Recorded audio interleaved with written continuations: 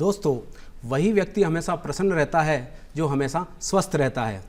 अगर आपकी सेहत ठीक नहीं होगी तो सारी सुख सुविधाएं किसी काम की नहीं होंगी। इसलिए कहते हैं, जो रखा करते हैं अपने स्वास्थ्य का ख्याल, वो बनते हैं हमेशा महान। इसी सोच और विचार के साथ आप सभी का स्वागत आपके पसंदीदा प्रोग्राम हेलो डॉक्टर में। स्वीकार करें डॉक्टर कोमल कौशिक का प्रणाम। हेलो डॉक्टर में हम बात करते हैं स्वास्थ्य संबंधी समस्याओं, उनके समाधान और जागरूकता के बारे में। और आज का विषय है आर्थराइटिस एवं जॉइंट रिप्लेसमेंट। इस पर चर्चा करने के लिए आइए हम सब मिलकर के स्वागत करते हैं आज के हमारे मेहमान डॉक्टर विजय शर्मा, जो कि आर्थोपेडिक सर्जन हैं नारायण हृदयालय हॉस्पिटल जयपुर में।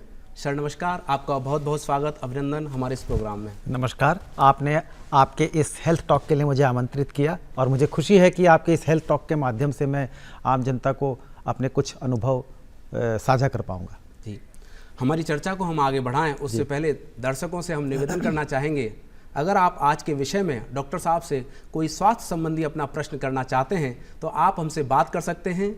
हमारे फ़ोन नंबर हैं 0141-270-4999, 0141-270-4098। सर, आगे हम अपनी चर्चा को आगे बढ़ाएं। सामान्य जन की भाषा में उनको समझने के लिहाज से सामान्य शब्दों में अगर कहें तो आर्थराइटिस क्या है और ये कितने प्रकार की होती है? देखिए, आर्थराइटिस जोड़ों की एक अवस्था होती है जिसमें जॉइंट बनाने वाली हड्डी के जो बियरिंग सरफेस होते हैं, जिस पे जॉइंट मूव करता है, उस पे पाई जाने वाली झिल्ली, जिसे हम आर्टिकुलर कार्टिलेज कहते हैं, वो घिस जाती है, उसका वियर हो जाता है और उसके घिस जाने से उसके नीचे की बोन की सरफेस एक्सपोज हो जाती है, नंगी हो जाती है, हड्डियाँ आपस में टकराने लग जाती है और उनके घर्षण से वियर पार्टिकल्स जॉइंट के अंदर जमा होने लग जाते हैं। जॉइंट में टेढ़ापन या विकृति आ जाती है, जॉइंट में सूजन आ जाती है। ये आर्थराइटिस होती है। आर्थराइटिस बहुत सारी तरह की होती है, लेकिन दो तरह की आर्थराइटिस सबसे कॉमन होती है। एक होती है रूमेटॉइड आर्थराइटिस और एक होती है ऑस्टियोआर्थराइटिस। रूमेटॉइड आर्थराइटिस एक multi system auto immune disease है, जिसमें हमारे शरीर का इम्यून सिस्टम जॉइंट को बनाने वाले स्ट्रक्चर को as a foreign body sense करने लग जाता है और जॉइंट के अगेंस्ट एंटीबॉडी बनाने लग जाता है। और वो कहते हैं कि घर को आग लगा दी घर के ही चिराग ने, हमारा इम्यून सिस्टम हमारे जॉइंट को डैमेज करने लग जाता है। ये एक ऑटो इम्यून डिजीज है जिसे हम आम भाषा में गठिया बोलते हैं। ये जेनेटिक डिजीज होती है और बहुत कम उम्र में ही शुरू हो जाती है कई दफ़े। और अगर इसको सही स्टेज पर सही तरीके से इलाज नहीं लिया गया, भ्रांतियों में पढ़कर सही इलाज नहीं लिया गया, तो एक स्थायी विकलांगता की स्थिति आ जाती है, मरीज बेडरिडन तक हो जाता है। दूसरी होती है ऑस्टियोआर्थराइटिस, जिसको हम एजिंग आर्थराइटिस या वियर एंड टियर आर्थराइटिस या डिजेनरेटिव आर्थराइटिस भी कहते हैं। जैसे जैसे आदमी की उम्र बढ़ती है, उसके शरीर के हर पार्ट का वियर होता है। जॉइंट भी इससे छूते नहीं है, जॉइंट का भी उम्र के साथ साथ वियर होता है। और उम्र बढ़ने के साथ साथ जॉइंट में जो चेंजेस आते हैं, उसकी वजह से जो आर्थराइटिस होती है उसको हम ऑस्टियोआर्थराइटिस कहते हैं। ये दो तरह की मुख्य आर्थराइटिस होती है। आर्थराइटिस किसी भी जॉइंट में हो सकती है, जहाँ जॉइंट वहाँ आर्थराइटिस हो सकती है, लेकिन कुछ जॉइंट में आर्थराइटिस कॉमनली पाई जाती है, जैसे घुटने का जोड़, कूल्हे का जोड़, कंधे का जोड़, अंगूठे का जोड़, रीढ़ की हड्डी का जोड़। ये आर्थराइटिस के मुख्य जोड़ है जहाँ पर आर्थराइटिस हो सकती है। जी, आगे हम बात करें, आर्थराइटिस किन लोगों में ज़्यादा संभावना होने की होती है? दूसरा, इसके लक्षण और अर्ली डायग्नोस हम कैसे कर सकते हैं? देखिए, आर्थराइटिस के कुछ रिस्क फैक्टर्स होते हैं। अगर हम ऑस्टियोआर्थराइटिस की बात करें तो सबसे पहला तो होता है एज। जैसा मैंने कहा कि ऑस्टियोआर्थराइटिस उम्र के बढ़ने के साथ साथ होने वाले परिवर्तनों की वजह से होती है, तो सबसे पहला रिस्क फैक्टर है एज। जैसे जैसे आदमी की उम्र बढ़ती है, उसमें ऑस्टियोआर्थराइटिस होने के चांसेस बढ़ते जाते हैं। एक स्टडी में ये पाया गया है कि 70 साल के 70% लोगों में और 80 साल के 80% लोगों में घुटने की आर्थराइटिस पाई जाती है। तो पहला रिस्क फैक्टर एज है। दूसरा है सेक्स। एक उम्र तक 45 से 50 साल की उम्र तक तो मेल और फीमेल में आर्थराइटिस इक्वल इंसिडेंस से पाई जाती है।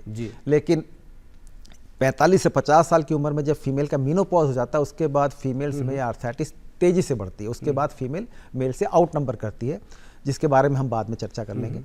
तो सेक्स, फीमेल सेक्स होना भी एक रिस्क फैक्टर है। वेट, ओबेसिटी, अगर आपका वजन ज़्यादा है तो आपके घुटने के आर्थराइटिस होने की संभावना बढ़ जाती है। ऐसी एक स्टडी में पाया गया है कि अगर आपकी लंबाई और आपकी उम्र के हिसाब से जितना आपका वेट होना चाहिए, उससे अगर आपका 1 किलो भी वजन ज़्यादा है जी तो वो 1 किलो का अतिरिक्त वजन आपके घुटने पे 5 किलो का एक्स्ट्रा स्ट्रेस डालता है। बिल्कुल। तो अगर आपका वजन 50 किलो का होना चाहिए और आपका वजन 51 किलो है, तो आप सोचिए 5 गुना ज़्यादा लोड आपके घुटने पे पड़ रहा है, तो वो एक्स्ट्रा लोडिंग आपके आर्थराइटिस को बढ़ाती है। तो मोटापा भी एक रिस्क फैक्टर है। अगर आप किसी ऐसे एक्टिविटीज़ में इन्वॉल्व है जहाँ पर आपके जॉइंट में चोट लगने की संभावना बढ़ती है, जैसे आप किसी स्पोर्ट्स इंजरी में इन्वॉल्व है या किसी ऐसे ऑक्यूपेशन में इन्वॉल्व है जहाँ पर आपके घुटने को बहुत स्ट्रेसफुल पोस्चर में काम करना पड़ता है, जॉइंट पे फ्रिक्वेंट इंजरी होती है, तो भी आपके आर्थराइटिस होने की संभावना बढ़ जाती है। अगर आपके बचपन में कभी किसी जॉइंट में इन्फेक्शन हुआ है तो आपके आर्थराइटिस होने की संभावना बढ़ जाती है। तो ये कुछ रिस्क फैक्टर हैं जो आर्थराइटिस के होने की संभावना को बढ़ा देते हैं। जी। अब बात आती है कि आर्थराइटिस के लक्षण क्या है, कैसे हमको पता पड़ेगा कि हमें आर्थराइटिस हो सकती है। तो आर्थराइटिस का सबसे पहला साइन होता है दर्द होना, पेन होना, जिसके लिए एक मरीज सबसे पहले अपने डॉक्टर के पास आता है। शुरू में ये पेन बहुत कम एक्टिविटीज़ में होता है। आपको कुछ एक्टिविटी में होगा, जैसे आप बैठ के खड़े हो रहे हैं तो आपको दर्द होगा, किसी दूसरी एक्टिविटी में दर्द नहीं होगा। लेकिन जैसे जैसे आपके आर्थराइटिस बढ़ती जाएगी ये पेन परसिस्टेंट हो जाता है, और एडवांस आर्थराइटिस में तो रात को नींद तक नहीं आती लोगों में। सूजन आना, जॉइंट में सूजन आना आर्थराइटिस का एक लक्षण है। जकड़न होना आर्थराइटिस में एक लक्षण है। अगर आपके हाथ पैरों को जोड़ों में सुबह उठने के बाद, जिसे मॉर्निंग स्टिफनेस कहते हैं, आधा घंटे से ज़्यादा की स्टिफनेस रहती है, तो एक रूमेटॉइड आर्थराइटिस हो सकती है आपको। उसके लिए आपको अपने डॉक्टर से संपर्क करना चाहिए। जॉइंट में से आवाज़ आना, जिसको हम क्रेपिटस कहते हैं, अगर घुटने में से आपके जॉइंट में से आवाज़ आ रही है तो वो भी एक आर्थराइटिस का लक्षण है। जकड़न होना मैंने आपको बताया। ये कुछ सिम्टम्स हैं जिससे हम पहचान सकते हैं कि हमें आर्थराइटिस हो सकती है और हमें हमारे चिकित्सक से संपर्क कर लेना चाहिए। अगर आपके ये साइन सिम्टम हैं तो कुछ आपका चिकित्सक या आपका डॉक्टर, आपका ऑर्थोपेडिक सर्जन या रूमेटोलॉजिस्ट कुछ इन्वेस्टिगेशन कराता है। सिंपल छोटी सी जांच होती है, एक एक्सरे से आपके घुटने के आर्थराइटिस को डायग्नोस किया जा सकता है। एक्सरे में कुछ कैरेक्टरिस्टिक चेंजेस आते हैं, जैसे आपके आम भाषा में लोग कहते हैं कि साहब गैप कम हो गया, गैप खत्म हो गया। वो गैप खत्म होना ये बताता है कि आपके आर्थराइटिस है। अगर आपके रूमेटॉइड आर्थराइटिस है तो कुछ ब्लड टेस्ट होते हैं, rheumatoid factor, ESR, ANA, NTCCP, जो आपके रूमेटॉइड आर्थराइटिस को डायग्नोस करते हैं। गाउट एक आर्थराइटिस होती है जो यूरिक एसिड की वजह से होती है, तो आपके ब्लड टेस्ट में यूरिक एसिड के लेवल से पता पड़ जाती है। HLA-B27 होती है टेस्ट, जो एंकालोजिंग स्पॉन्डिलाइटिस में स्पाइन के आर्थराइटिस के लिए होती है। तो ये कुछ टेस्ट होते हैं जिसके आपके वो आर्थराइटिस को डायग्नोस कर सकते हैं। ये सारे आपने अर्थराइटिस के टाइप बताए, तो हम इसमें से एक एक करके लेते हैं। जैसे आपने घुटनों की अगर बात करें, डीजेनरेटिव चेंज होने के कारण ऑस्टियोआर्थराइटिस, जिसको आम जन की भाषा में कहते हैं घुटनों में ग्रीस घिस गई जी, तो इसका बचाव कैसे किया जा सकता है, और अगर हो जाए तो उससे कैसे हम ठीक हो सकते हैं? जी, बहुत अच्छा प्रश्न पूछा आपने। अभी आप जैसे हमने डिस्कस किया ऑस्टियोआर्थराइटिस के रिस्क फैक्टर्स के बारे में, अगर हम उन रिस्क फैक्टर को समझ ले तो आप अपने आर्थराइटिस को प्रिवेंट कर सकते हैं। कुछ फैक्टर्स ऐसे होते हैं जिन पे हमारा नियंत्रण नहीं होता, जैसे एज बढ़ने पे हमारा नियंत्रण नहीं है, लेकिन वजन पे हमारा नियंत्रण है। हम अपने शरीर के वजन को नियंत्रित कर सकते हैं। तो अगर हम अपने वेट को नहीं बढ़ने दें, अपनी एक्टिविटीज से अपने वेट को नियंत्रित रखें, तो घुटने की आर्थराइटिस को हम रोक सकते हैं। घुटने की आसपास की मसल्स को हम रेगुलर एक्सरसाइज के साथ मजबूत रखें तो हम आर्थराइटिस को रोक सकते हैं। देखिए, घुटने की जो स्टेबिलिटी होती है, घुटने की जो स्ट्रेंथ होती है, वो उसके सराउंडिंग मसल्स की वजह से होती है, जांघ की मांसपेशियां और जो पैर की मांसपेशियों की वजह से। अगर हमने अपनी मांसपेशियों को मजबूत कर रखा है एक्सरसाइज के द्वारा, तो जॉइंट पे स्टेबिलिटी अच्छी होगी, पकड़ अच्छी होगी। ये एक तरह से जॉइंट के लिए बॉडीगार्ड का काम करते हैं। अगर आपकी जॉइंट पे स्टेबिलिटी अच्छी है तो उसकी वियर कम होगा, आपके आर्थराइटिस होने की संभावना बहुत कम हो जाएगी। आप किसी ऐसी एक्टिविटी में इन्वॉल्व है जहाँ पर इंजरी की संभावना ज़्यादा है, तो आपको ध्यान रखना चाहिए। जैसे आप अगर स्पोर्ट्स में या एथलेटिक एक्टिविटी में इन्वॉल्व है तो आपको अपनी इंजरी को बचाने का प्रयास करते रहना चाहिए। ये एक प्रिवेंटिव मेजर्स है। आपके जॉइंट को इन्फेक्शन से बचाना चाहिए। ट्रॉमा हो गया तो आपको नेग्लेक्ट नहीं करना चाहिए। ये सब मॉडिफाइबल फैक्टर हैं जिसके साथ हम अपने आर्थराइटिस के होने को रोक सकते हैं। अब बात आती है कि आर्थराइटिस हो गई तो उसके क्या इलाज है। आर्थराइटिस का ट्रीटमेंट जो है वो स्टेज डिपेंडेंट होता है। ऐसा नहीं है कि आर्थराइटिस हो गई तो सीधा ऑपरेशन हो गया। बहुत सारे लोगों के भ्रांतियाँ होती है कि आर्थराइटिस हो गई तो डर के मारे आधे लोग तो डॉक्टर के पास जाते ही नहीं है कि साहब मैं जाऊंगा या जाऊंगी तो डॉक्टर बता देगा ऑपरेशन करा लो। ऐसा नहीं है, ये बहुत बड़ी मिथ है। और इस मिथ में पढ़कर हम अपने घुटने की आर्थराइटिस को नेग्लेक्ट कर देते हैं, और जो चीज़ आज से 10 साल 15 साल बाद होनी चाहिए, वो 2-4 साल के बाद ही हो जाती है। तो मेरा एक लोगों से एक संदेश है कि अपनी इस समस्या को कभी भी नज़रअंदाज ना करें और सही समय पर सही इलाज करें। तो जब स्टेज 1 होती है, जो मेरा कहने का मतलब होता है, उसमें हम सिर्फ लाइफस्टाइल मॉडिफाई करने के लिए बोलते हैं, वजन को नियंत्रित करना, एक्सरसाइज करना, स्ट्रेसफुल पोस्चर अवॉइड करना, इस तरह की बातें। स्टेज 2 में हम कुछ मेडिसिन देते हैं, पेन किलर देते हैं, कुछ लुब्रिकेंट्स बढ़ाने की मेडिसिन देते हैं, फिजियोथेरेपी के लिए एडवाइस करते हैं, ऑक्यूपेशनल थेरेपी के लिए एडवाइस करते हैं। स्टेज 3 में कुछ छोटी सर्जरीज होती हैं, जैसे आर्थ्रोस्कोपिक सर्जरी, जिसको हम आर्थ्रोस्कोपिक लवाज कहते हैं, जिसमें जॉइंट को वॉश करके उसका सारे वियर पार्टिकल की धुलाई हो जाती है। जी। रीअलाइनमेंट सर्जरी होती है। ये सब आर्थराइटिस के लिए ट्रीटमेंट है। एडवांस स्टेज में जब एंड स्टेज ऑफ आर्थराइटिस जिसको हम कहते हैं कि वो आ चुकी है, तो उसमें एक हम जॉइंट रिप्लेसमेंट सर्जरी कहते हैं। जॉइंट रिप्लेसमेंट सर्जरी पिछले 50 सालों की मेडिकल फील्ड में सबसे सक्सेसफुल सर्जरीज में मानी जाती है ये, और ये एंड स्टेज आर्थराइटिस के पेशेंट के लिए एक लाइफ चेंजर है, एक वरदान सर्जरी। बिल्कुल बिल्कुल। अभी आपने बात की जॉइंट रिप्लेसमेंट की, तो ऑस्टियोआर्थराइटिस में ऐसी कंडीशन कब आ जाती है जब लगता है कि अब तो जॉइंट रिप्लेसमेंट ही होना है? दूसरा, साथ ही मैं इसमें निवेदन करूं, जॉइंट रिप्लेसमेंट क्या है? जी, सबसे पहले तो जो आपने पूछा कि जॉइंट रिप्लेसमेंट सर्जरी का इंडिकेशन कब बनता है, वो जैसा मैंने आपको बताया कि joint replacement surgery and stage arthritis के लिए होती है, जब आपके सारे मेजर्स आपने ले लिए हैं। स्टेज 1 से लेकर स्टेज 4 तक के जो मैंने आपको मॉडलिटी ऑफ ट्रीटमेंट बताए, और lifestyle modification, weight control, physiotherapy, pain killer, lubricants, injection, सब बताए मैंने आपको। इन सब को आपने यूज़ में ले लिया, और इन सब को यूज़ में लेने के बाद भी अगर आपके फ़र्क नहीं पड़ रहा और आपकी day to day activity painful हो रही है, और आपके इन्वेस्टिगेशन के साथ आपको लग रहा है एक्सरे में चेंजेस के हिसाब से कि now it is and stage arthritis, आपके दोनों बोन टू बोन कॉन्टैक्ट हो गया है, दोनों हड्डियाँ आपस में टकरा गई है, तो आपके जॉइंट रिप्लेसमेंट सर्जरी का इंडिकेशन बनता है। ये एक आखिरी चॉइस है और ये बहुत सफल चॉइस है आपके लिए। अब बात आती है कि जॉइंट रिप्लेसमेंट सर्जरी में क्या होता है। बहुत सारे लोगों को ये गलत धारणा होती है कि जॉइंट रिप्लेसमेंट सर्जरी में आपका जॉइंट निकाल के एक नकली जॉइंट लगा दिया जाता है। ऐसा बिल्कुल भी नहीं है, जॉइंट आपका ही होता है। बिल्कुल। आपके जॉइंट की जो सरफेस वॉर्न आउट हो गई है, घिस गई है, उसको एक शेप देके उसके ऊपर मेटल के जॉइंट की कैपिंग लगा दी जाती है, तो वो उसको हम जॉइंट रिप्लेसमेंट करते हैं। जॉइंट के 3 पार्ट होते हैं, एक फीमर की लोअर एंड पे, टीबिया के अपर एंड में, और बीच में एक हाईली क्रॉसिंग पॉलीथिलीन का स्पेसर होता है जिसके ऊपर जॉइंट मूव करता है। ये जॉइंट रिप्लेसमेंट होते हैं। मसल्स आपकी होती है, बोन्स आपकी होती है, लिगामेंट्स आपके होते हैं, और उसके ऊपर आपके जो जॉइंट सरफेस घिस गई है उसके ऊपर मेटल के इम्प्लांट की कैपिंग हो जाती है। जी। तो जॉइंट रिप्लेसमेंट करवाने के बाद जीवन में क्या बदलाव आता है? दूसरा, जॉइंट रिप्लेसमेंट करवा लिया एक बार, तो उसकी वैलिडिटी कितनी होती है? पहले हम बात करते हैं वैलिडिटी की, क्योंकि मेरे आउटडोर में जितने भी मरीज आते हैं जॉइंट रिप्लेसमेंट सर्जरी करवाने के लिए, उनका पहला प्रश्न ये होता है कि साहब इसकी उम्र कितनी है। बिल्कुल। तो मैं सबको ये जवाब देता हूँ कि इसकी कोई एक्सपायरी डेट नहीं होती है। ये कोई कप सिरप नहीं है कि साहब जुलाई 2025 के बाद आपका जॉइंट खत्म, इस तरह से कुछ नहीं होता है।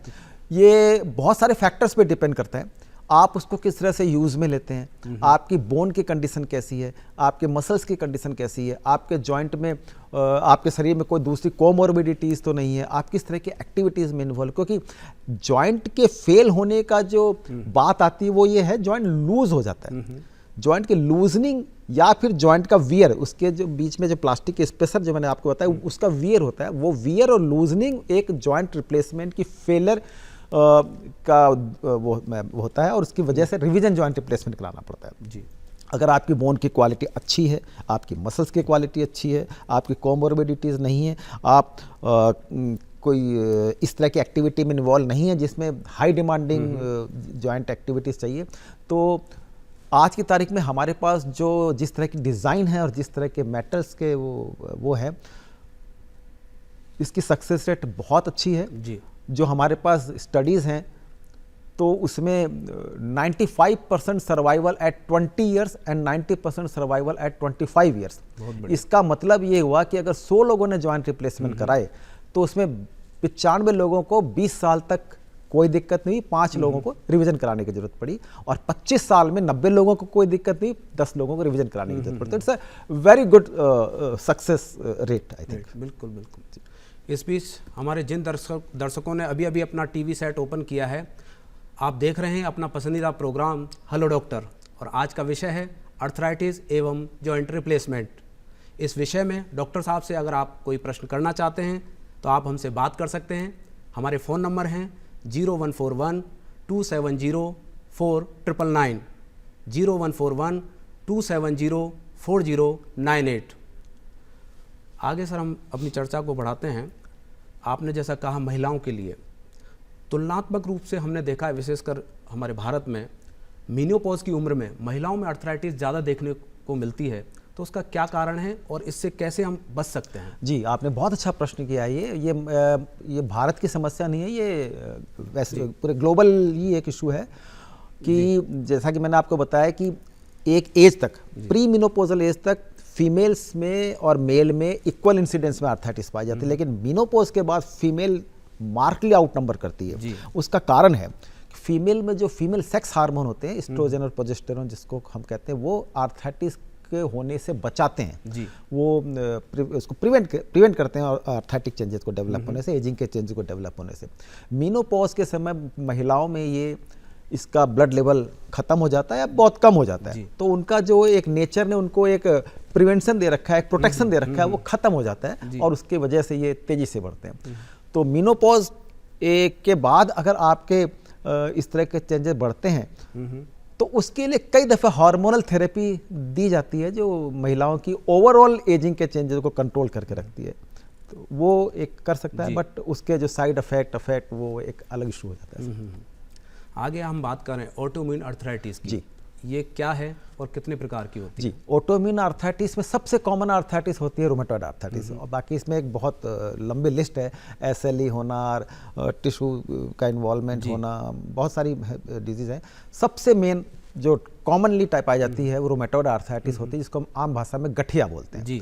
ये एक जेनेटिक डिजीज़ होती है और फैमिली में रन करती है ये, और इसमें जेनेटिक में कोई म्यूटेशन हो जाते हैं, कुछ इस तरह के चेंजेज आ जाते हैं जिसमें हमारे शरीर का इम्यून सिस्टम हमारे जॉइंट के स्ट्रक्चर को फॉरेन बॉडी के जैसे सेंस करने लग जाता है और उसको डैमेज कर देता है।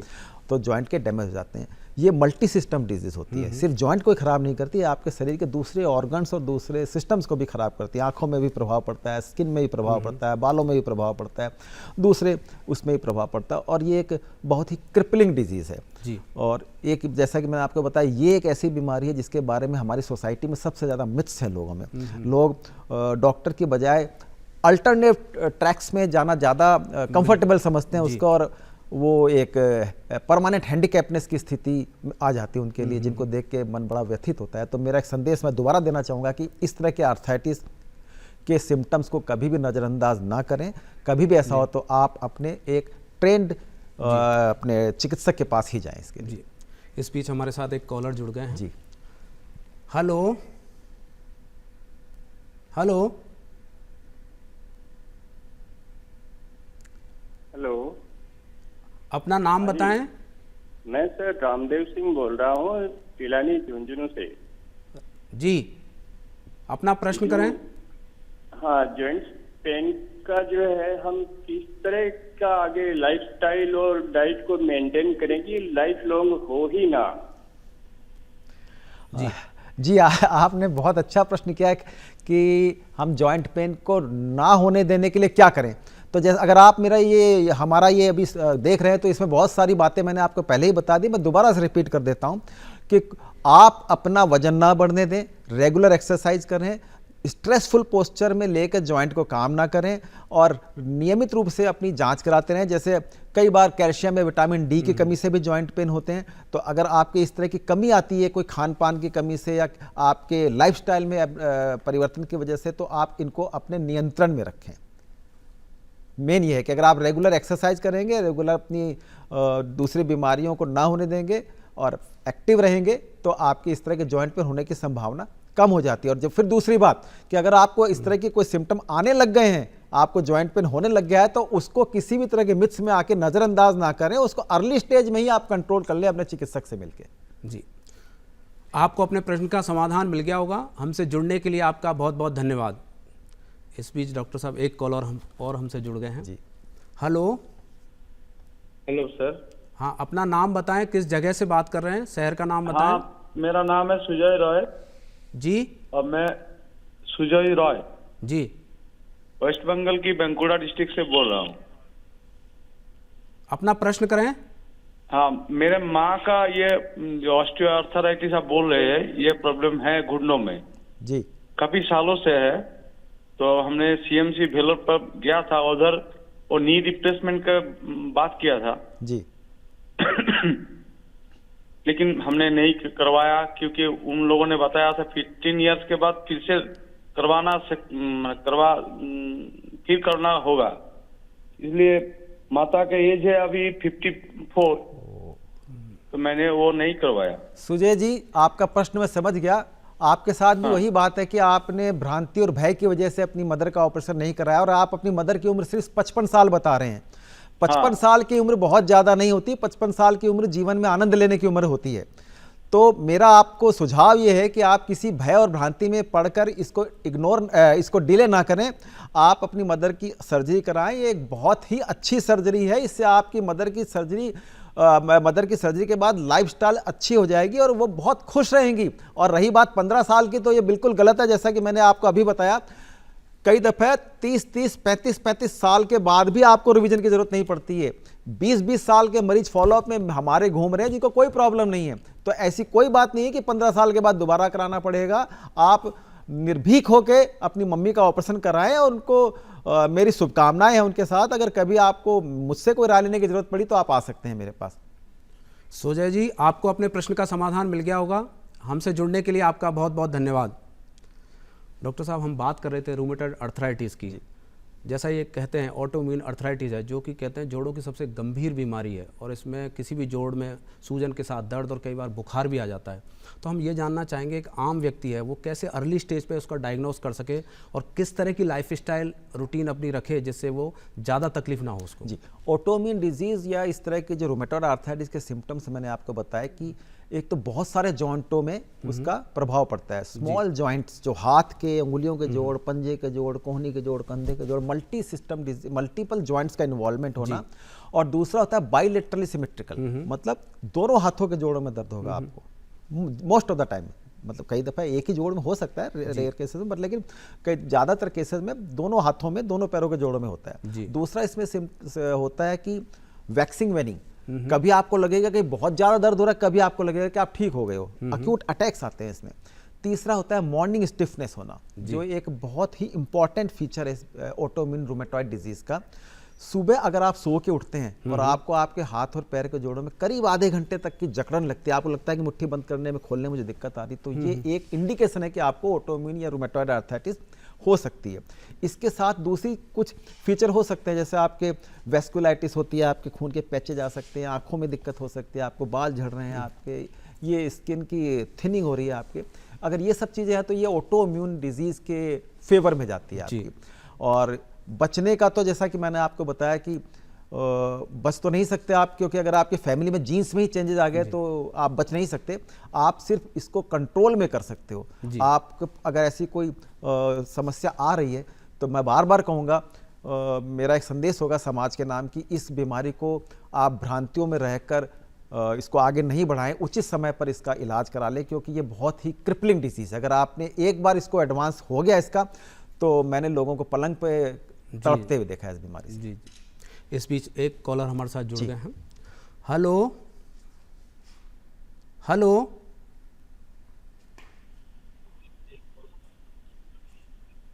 हेलो। हाँ, अपना नाम बताएं, किस जगह से बात कर रहे हैं, शहर का नाम बताएं। मेरा नाम नीरज तलवार है, दिल्ली से बोल रहा हूँ। जी, अपना प्रश्न करें। मेरा प्रश्न ये है कि सर, मेरे हाथ पैरों में से ना आवाजें, कड़कती आवाजें आती हैं। तो वो आवाजें ना थोड़ा सा ऐसा लगता है कि बॉडी के अंदर, मतलब कभी सुनो, गाड़ी चलाता तो सुन हो जाते हैं हाथ, तो जैसे पटाखे बजते हैं ना, ये चीज की कमी ज्यादा लगती है।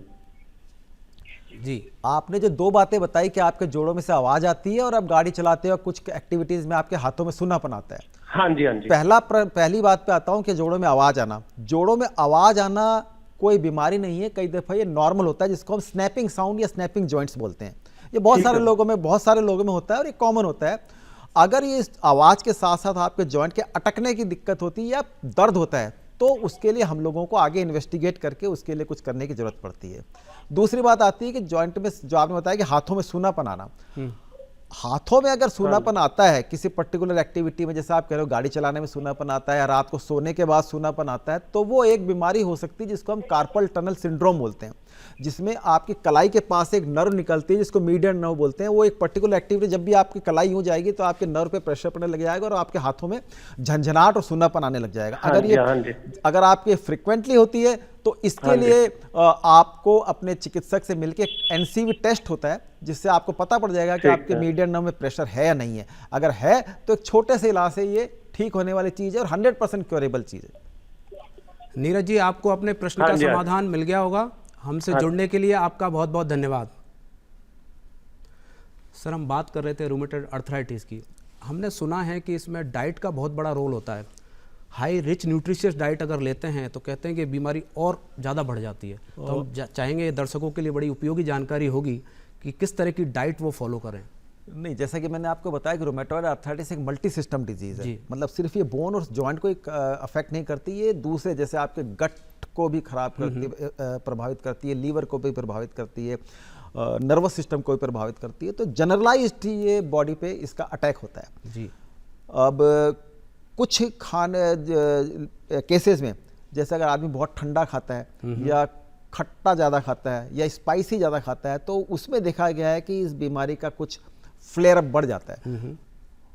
तो ऐसे मरीजों को हम लोग इस तरह के खाने के लिए मना करते हैं। न्यूट्रिशियस डाइट से बीमारी बढ़ने का तो फेवर में नहीं है हमारे पास ऐसी कोई, क्योंकि न्यूट्रिशियस डाइट तो हम देते ही हैं क्योंकि इस बीमारी में आपको आपकी इम्यूनिटी बढ़ाने के लिए। बाकी कुछ जो मैंने बताई, स्पाइसी खाना, खट्टा खाना और बहुत ठंडा खाना, ये इस बीमारी को थोड़ा सा एक्टिवेट कर देता है। वो थोड़ा सा पर्टिकुलर ध्यान में रखना चाहिए। एक और गठिया का कारण होता है यूरिक एसिड जी। तो एक आम जन, जो आम व्यक्ति है, वो किस तरीके से इसको अंतर्भेद करे कि उसको कौन सा गठिया है, और दूसरा यूरिक एसिड से होने वाली गठिया से वो कैसे निजात पा सकता है? बहुत अच्छा प्रश्न है। यूरिक एसिड से जो गठिया होता है उसको हम गाउट बोलते हैं, और ज़्यादातर केसेस में 90% से ज़्यादा केसेस में ये अंगूठे के जोड़ को खराब करता है, पैर के अंगूठे के जॉइंट में आता है ये।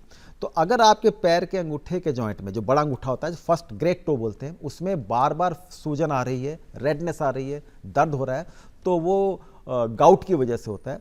गाउट की वजह से होने वाली गठिया को हम एक सिंपल ब्लड टेस्ट से डायग्नोस कर सकते हैं। यूरिक एसिड का टेस्ट कराते हैं। अगर वो यूरिक एसिड का टेस्ट नॉर्मल से ज़्यादा है तो आपको गाउट है। ये ठीक होने वाली चीज़ है। कुछ सिंपल मेडिसिन देते हैं जो यूरिक एसिड के लेवल को ब्लड में नॉर्मल कर देती है। ये ठीक होने वाली चीज़ है और इसको नियंत्रण में रखा जा सकता है। इसमें सर डाइट में हम क्या डाइट में रख सकते हैं? जी, डाइट में हम ऐसी डाइट के लिए मना करते हैं जो ब्लड में यूरिक एसिड के लेवल को बढ़ाती है। जैसे प्रोटीन खाने के लिए मना करते हैं। अगर जो प्रोटीन खाएंगे तो वो मेटाबोलाइज होकर यूरिक एसिड बनाती है। बिल्कुल। तो हाई प्रोटीन डाइट मना करते हैं। चने, दाल, बेसन, प्रोटीन जो डाइट है उस सब चीज़ों के लिए मना करते हैं उनको जी, वो नहीं लेना चाहिए। उनका कम सेवन करना चाहिए जैसे कंट्रोल में रहे जी।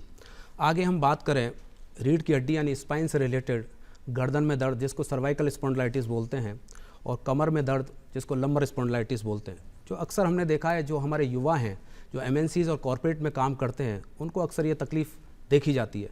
तो ये क्यों होती है और किस तरीके से हम इसको लाइफस्टाइल अपनाएं जिससे हमको ये तकलीफ़ आगे ना बढ़े? जो आपने बात करी स्पॉन्डिलाइटिस की, सर्वाइकल स्पॉन्डिलाइटिस, लंबर स्पॉन्डिलाइटिस, ये डीजेनरेटिव चेंजेस हैं। जैसे घुटने के जॉइंट में डीजेनरेशन होकर ऑस्टियोआर्थराइटिस होती है, वैसे स्पाइन में स्पॉन्डिलाइटिस होती है। लेकिन ये डीजेनरेटिव चेंजेस एक एज के बाद ही आती है। युवाओं में अगर कमर में दर्द और गर्दन में दर्द हो रहा है तो उसके मैकेनिकल रीजन है, वो आपके पोस्चर की वजह से होती है। अगर आप गलत पोस्चर में बैठ के काम कर रहे हैं, आपके स्पाइन पे एबनॉर्मल स्ट्रेसेस आके पड़ रहे हैं, तो वो आपकी गर्दन को और कमर को पेनफुल कर देते हैं। वो मैकेनिकल कॉज है। तो उसके लिए आपका पोस्चर करेक्शन और आपके गर्दन और कमर की मसल्स को मजबूत करना आपके लिए जरूरी हो जाता है। दूसरी बात आती है जो आपने बताया कि आर्थराइटिस कमर की, उसके लिए एक बीमारी होती है जिसको हम एंकाइलोजिंग स्पॉन्डिलाइटिस बोलते हैं, स्पॉन्डाइलोआर्थ्रोपैथी बोलते हैं जी। वो मिडिल एज के युवाओं में ज़्यादा होती है, 20 से 30 साल की उम्र में ज़्यादा होती है। कमर का दर्द होना और कमर में मॉर्निंग स्टिफनेस होना जी, वो इस एंकाइलोजिंग स्पॉन्डिलाइटिस का मेन साइन होता है। अगर आप सुबह सो के उठते हैं और आपके कमर में जकड़न रहती है करीब आधे घंटे तक से ज़्यादा, तो वो एंकाइलोजिंग स्पॉन्डिलाइटिस हो सकती है। उसमें आपके कमर के साथ साथ आपके जो हिप्स के जॉइंट होते हैं उसका भी इन्वॉल्वमेंट होता है। उसके लिए फिर हम लोग एक टेस्ट होता है HLA-B27, जी, वो टेस्ट करा के इसको डायग्नोस करते हैं। ये भी एक ऑटोइम्यून डिजीज़ है। अगर ऐसा डायग्नोस हो जाता है तो जी। इसको भी एक रेमेडी के साथ आप लाइफ लॉन्ग कंट्रोल करके एक हैप्पी लाइफ जी सकते हैं। लेकिन फिर मेरा वही संदेश आता है कि फिर मिथ्स में बढ़ के आप बिल्कुल, इस बीमारी को ऐसी स्टेज पे ना ले जाएं कि वो ट्रीटेबल ही ना रहे। बिल्कुल बिल्कुल। सर अब वक्त इजाज़त नहीं दे रहा है, जी। अपनी बातचीत को हमें यहीं विराम देना होगा। आप आए, इतनी अच्छी उपयोगी जानकारी दी, आपका बहुत बहुत धन्यवाद, आभार। थैंक यू, आपने बुलाया, थैंक यू सर। दर्शकों, अब वक्त है आपसे इजाज़त लेने का। आज के लिए इतना ही। ऐसे किसी अंक में फिर मुलाकात होगी। इजाज़त दें डॉक्टर कोमल कौशिक को। नमस्कार।